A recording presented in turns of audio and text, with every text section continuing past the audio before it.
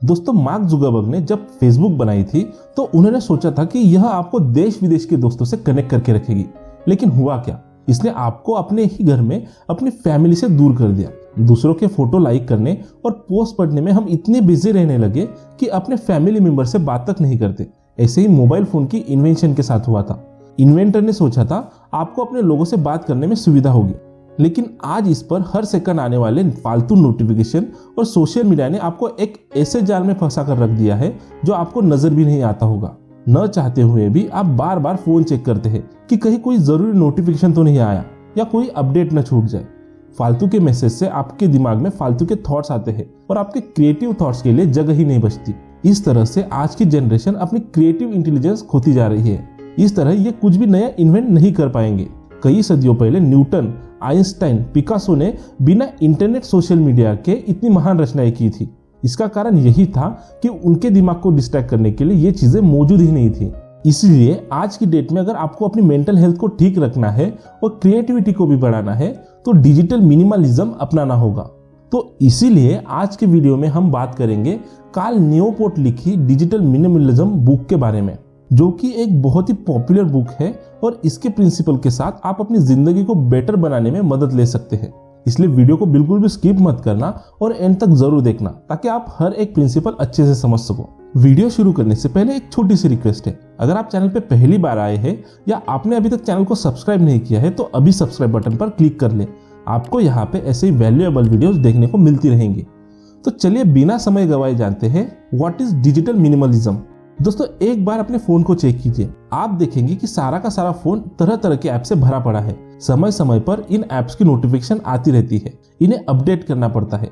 इस सब से जाने अनजाने में आपका दिमाग परेशान होता रहता है। कई बार आपको यह फील भी नहीं होता। इन सब से आपकी मानसिक शांति भी खो जाती है। बहुत सारे लोगों को तो डिप्रेशन और इंसोमिया रोग भी हो जाते हैं। इसी को देखते हुए डिजिटल मिनिमलिज्म का कंसेप्ट प्रचलित हुआ है। डिजिटल मिनिमलिज्म का मतलब है कम से कम डिजिटल चीजों से, जैसे सोशल मीडिया, एप्स या मोबाइल फोन का इस्तेमाल करना। दोस्तों, जैसे सिगरेट और शराब की एडिक्शन लग जाती है, वैसे ही आपको सोशल मीडिया की एडिक्शन हो जाती है। फिर आप इन सब के बिना नहीं रह पाते, आपको क्रेविंग होने लगती है। अक्सर हम फेसबुक और इंस्टाग्राम पर फोटो अपलोड करते हैं, फिर बार बार चेक करते हैं कि कितने लाइक्स आए, किसने क्या कमेंट किया है। हम अपने सेल्फ एस्टीम के लिए दूसरों के कमेंट्स और लाइक पर निर्भर रहते हैं। कई बार दोस्तों के वैकेशन के फोटोज देखकर लोगों को बहुत जेलिसी फील होती है। वे अपनी लाइफ को उनसे कंपेयर करने लगते हैं। बहुत से इससे डिप्रेस भी हो जाते हैं और अपनी जिंदगी को बेकार समझने लगते हैं, जबकि हकीकत में ऐसा नहीं होता। सबकी अपनी प्रॉब्लम्स है और सबकी अपनी खुशियां। इसलिए सबको डिजिटल मिनिमलिज्म अपनाने की जरूरत है। Chapter number 2, the principle of digital minimalism. Author ने डिजिटल मिनिमलिज्म के 3 प्रिंसिपल बताए हैं, जिसमें से पहला प्रिंसिपल है थोरियस न्यू इकोनॉमिक्स। यह प्रिंसिपल कहता है कि किसी भी वस्तु की कीमत पैसे से नहीं बल्कि उसे पाने के लिए आपकी कितनी जिंदगी कुर्बान हुई है इस बात से लगानी चाहिए। जैसे आप कार खरीदते हैं, इसकी कीमत जरूरी नहीं है कि सिर्फ पैसा है, बल्कि आपने उसके लिए दिन रात कितना काम किया है, लोन भरने के लिए कितनी चिंता की, यह सब भी उस कार की कीमत में शामिल होते हैं। इसी तरह सोशल मीडिया और डिजिटल प्रोडक्ट के साथ है। हम सोचते हैं कि फेसबुक से हमें बहुत आनंद आ रहा है, लेकिन हम यह नहीं जानते कि इससे हमारे सेल्फ एस्टीम को कितनी हानि हो रही है। हमारे परिवार के लोग हमसे दूर हो रहे हैं, हमारा टाइम वेस्ट हो रहा है, हम फोकस नहीं कर पा रहे और हमारी क्रिएटिविटी भी खत्म हो रही है, क्योंकि हमारे दिमाग में दूसरों की पोस्ट या मैसेज का क्लटर इकट्ठा हो रहा है। इसलिए जिस वस्तु की जितनी वैल्यू आप समझते हैं उतनी सच में नहीं होती, क्योंकि हम उसके नुकसान तो गिनते ही नहीं है। दूसरा प्रिंसिपल है द रिटर्न कर्व। हम ज्यादातर चीजें इसलिए खरीदते हैं ताकि उनसे कुछ रिटर्न अर्थात लाभ मिल सके। हालांकि सोशल मीडिया और डिजिटल ऐप्स फायदा तो देती है, लेकिन उनके ओवर यूज से हमें उनकी एडिक्शन लग जाती है और तरह तरह की समस्या पैदा हो जाती है। डिजिटल चीजों की सबसे बड़ी समस्या है कि वे दिमाग में क्लटर पैदा करती है और हमारे क्रिएटिव थॉट्स को मार देती है। मान लीजिए कोई ऑथर अपना नॉवेल लिख रहा हो तो तभी वह ट्विटर पर कोई पॉलिटिकल न्यूज चेक करने लगता है, तो क्या होगा? उसके दिमाग में तरह तरह के फालतू के विचार आ जाएंगे। वह सोचेगा कि संसार में क्या चल रहा है, यह पार्टी इतनी गलत काम कर रही है। इस तरह से उसके अपने विचार कहीं खो जाएंगे, उसका फोकस कहीं और चला जाएगा और वो अपने नॉवेल पर ठीक से कंसंट्रेशन नहीं कर पाएगा। उसके पास क्रिएटिव आइडियाज भी नहीं आ पाएंगे क्योंकि उसने दिमाग कहीं और लगा दिया। इसलिए हमेशा सोचे कि किसी भी ऐप या सोशल मीडिया के इस्तेमाल से आपका क्या फायदा हो रहा है। कहीं फायदे की अपेक्षा नुकसान तो ज्यादा नहीं हो रहा। तीसरा प्रिंसिपल है द एमिश हैकर। अमेरिका में एमिश लोगों की एक कम्युनिटी रहती है। ये लोग टेक्नोलॉजी से दूर रहते हैं। अभी भी यह हाथ से खींचे जाने वाली गाड़ी का प्रयोग करते हैं, फोन का इस्तेमाल भी नहीं करते। ये लोग बहुत ही सादा जीवन जीते हैं और लंबी आयु जीते हैं। इन्हें कभी भी एंजाइटी या डिप्रेशन नहीं होता तथा ये परिवार के साथ घुल मिल कर रहते हैं और हमेशा खुश रहते हैं, क्योंकि इनके पास एक दूसरे से बात करने का हमेशा समय होता है। ऑथर कहते हैं कि आप भी एमिश लोगों से सीख सकते हैं। आपके फोन में जो भी ऐप्स है आज ही उनमें से ज्यादा को हटा दे। फोन का इस्तेमाल कम से कम कीजिए। ऑथर ने कुछ स्टेप्स बताए हैं, जिसमें से पहला स्टेप है आप 30 दिन तक टेक्नोलॉजी से दूर रहने का प्रयास कीजिए।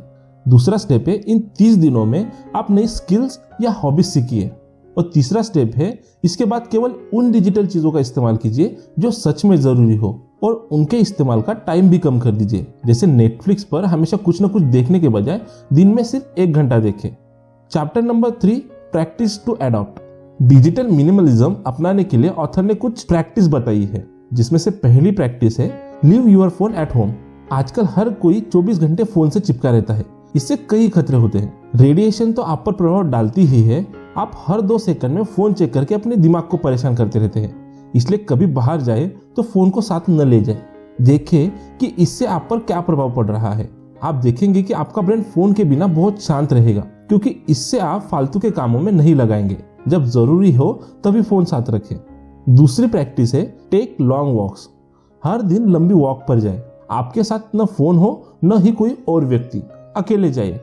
नीट्जे नाम के फिलोसोफर ने कहा है कि सारे महान थॉट्स वॉक करते टाइम ही आते हैं, क्योंकि उस समय आपका दिमाग शांत होता है और क्रिएटिविटी अपने चरम सीमा पर होती है।